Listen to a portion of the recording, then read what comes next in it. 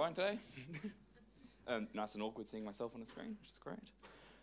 So I'm from Matcham Wood. We're an independent agency based in Melbourne and Perth. Some of you will have heard of us, a lot of you won't. We're quite a small and nimble independent. And we've been working in this space a fair bit because it's excited us in terms of its capabilities and scope, and more so in terms of what the opportunity holds next for it. So without further ado, I'll try and get through this very quickly because I've got a bit to cover.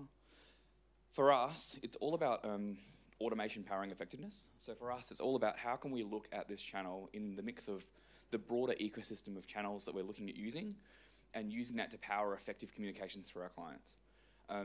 What we're trying to do in this space is build out a series of connectors of dynamic opportunities that allow us to deliver messages at the right time, at the right moment, and use that as part of a broader communications mix, which is quite exciting.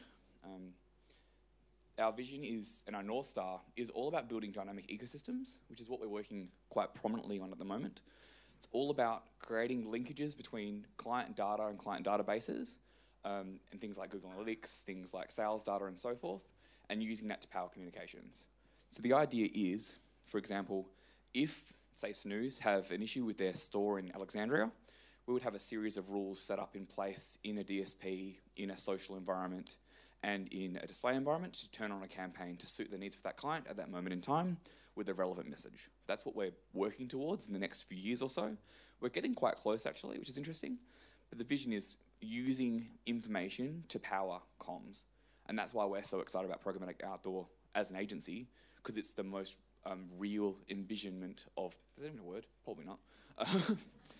Realization of the strategy. So for us, it really is us approaching dynamic outdoor as best we can and as much as we can. But for us, it is a journey. So we're currently on probably horizon 1 of a 4-stage horizon plan. We started off doing dynamic feed outdoor with large format a few years ago, proving that we could do feed-based comms. And we're about to start rolling out dynamic templates and trigger-based moments and messaging with our exciting new client win today, which is quite fun. You can ask me about that later. So I won't labour on this point because it's pretty obvious, and I heard this morning's session, I wasn't sure how junior or senior this would be, but everyone seems to know outdoor. 3 major ways of buying programmatic and traditional digital. The main thing for us is it's not either or, it's a complement, and looking at all 3 in combination as part of a strategy to maximise the effectiveness. So looking at traditional to build brand and presence over a 4-week period or over a lunar, digital using the opportunities that are present within that communications channel, and then programmatic to deliver based upon a common need or a common need state to suit the client's needs. And then using the ability to deliver creative for each one of those touch points as well. But going pretty well for time, which is great. Few case studies for you. So firstly, we've been building our blended approach, and unlike others, we don't really have a set percentage programmatic outdoor, because the way we trade is our whole team at Matcham Wood are able to trade programmatically and also direct.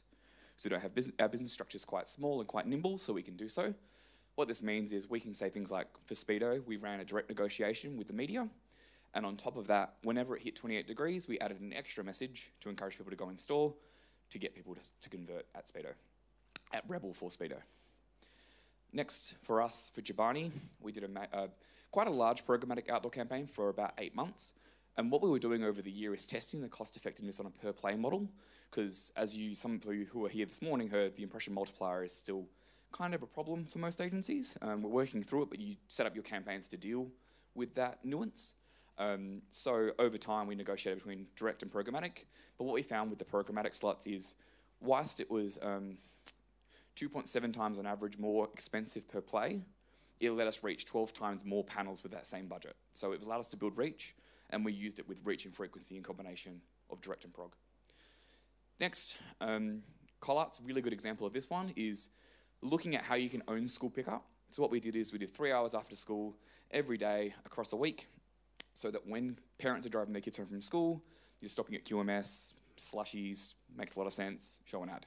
That's the kind of thing that we were doing. It meant that we could run billboards for a high school, a college in Melbourne for basically a couple $100 a day on Hoddle Street, which is unheard of, and the rest of the day would have been a waste for that audience.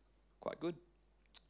For HIF, we ran game day exposures, so 3 hours to 5 hours before a game at Perth Arena in Melbourne as well, running exposures around the stadium on the commute to the stadium.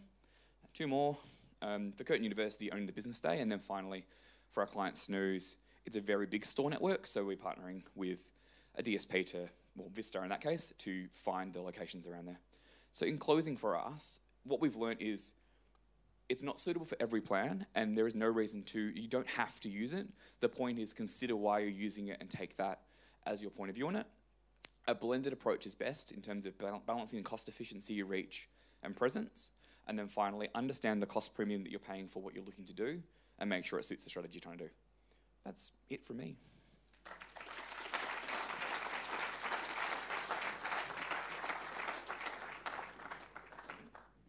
That is how you show a case study. Okay, so we thought we had 4. We have 8 case studies for the day. So thank you very much, Michael. Anyone, quick question? We've got time for 1 or 2 questions if anyone wants to.